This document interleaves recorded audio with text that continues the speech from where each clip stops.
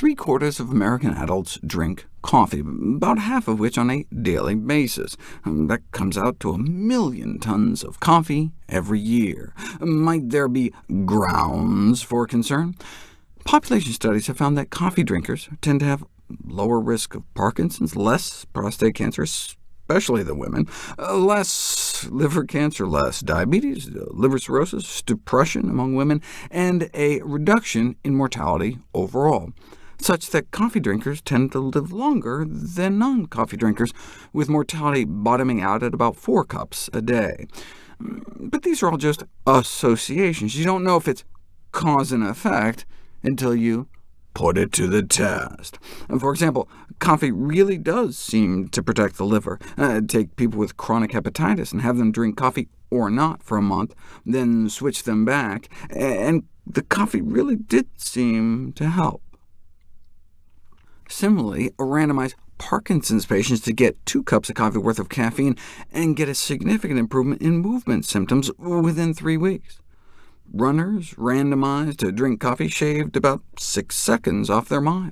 Weightlifters randomized to coffee can squat more weight, about 600 pounds more worth of reps. And not just athletic performance. A cup of coffee's worth of caffeine can significantly improve IELT, which stands for intravaginal ejaculation latency time, from 2 minutes all the way up to 5.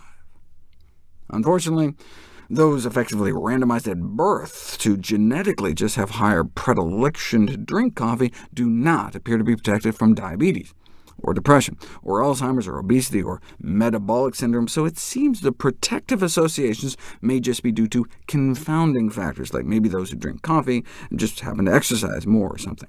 And the same with prostate cancer. No apparent cause and effect relationship, and even the mortality benefit seemed to disappear. Even if a study did show coffee drinking could extend lifespan by reducing inflammation or improving lung function or insulin sensitivity, that would mean on average. There is inter-individual variability after consumption of major plant food compounds, meaning people may respond differently. For example, how crazy is this? In some rare individuals, heavy use of caffeine apparently provokes sleepiness. That's an extreme example. Most of the time, it's just that some individuals may benefit more than others from the health effects of different foods. For example, because of differences in gut bacteria, only a minority of Westerners may derive extra benefit from soy, as I've described before. The most common difference in caffeine effects is that, while most people metabolize caffeine rapidly, certain gene variants in liver detox enzymes make some people slow metabolizers. Might that make a difference? Well, habitual coffee consumption of at least 3 cups a day has been associated with uncontrolled blood pressure among older individuals diagnosed with hypertension, suggesting that moderating coffee intake may be a good idea for some people. But even if it was cause and effect, that would be on average. What would happen if you split people up by how fast they metabolize caffeine? Compared to coffee abstainers, those who have impaired caffeine metabolism genes have an elevated risk of becoming hypertensive at 1 to 3 cups a day, and especially at 4 or more. OK, but check this out. For the rapid metabolizers, not only was there no excess risk at 1 to 3 cups, heavy coffee drinkers were protected, meaning apparently the more coffee they drank, the lower their risk. How do we explain that? Well, coffee is a complex blend of a vast number of different compounds. There are protective polyphenol antioxidants that are beneficial. Coffee beans are, after all, beans, well, actually seeds, but seeds are really healthy too.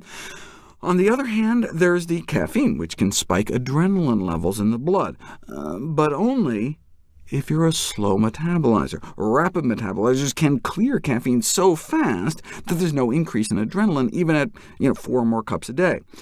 And so then you just have the beneficial polyphenols that actually lower your blood pressure, hence the benefit overall. Thus, There seems to be a Jekyll and Hyde aspect to coffee whose overall action on the cardiovascular system appears to be regulated by that gene for the enzyme that metabolizes caffeine. The important question, though, is, does it give women larger breasts? What? Young women who drink a lot of coffee and are rapid caffeine metabolizers have about half a baseball-sized larger breast volume, which may be a bad thing, as breast volume is associated with breast cancer risk. But no, the important question is, what about heart attack risk?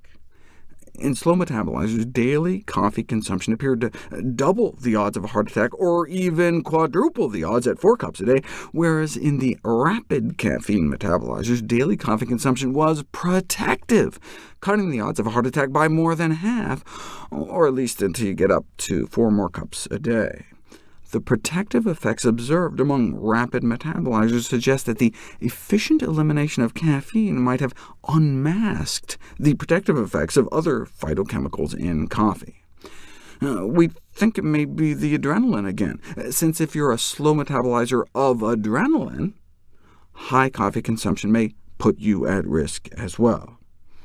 So, is coffee friend or foe? These studies suggest the possibility that slow caffeine metabolizers who consume caffeinated coffee may have an increased risk of cardiovascular disease, whereas fast caffeine metabolizers may be protected from this risk by the antioxidants and other beneficial compounds present.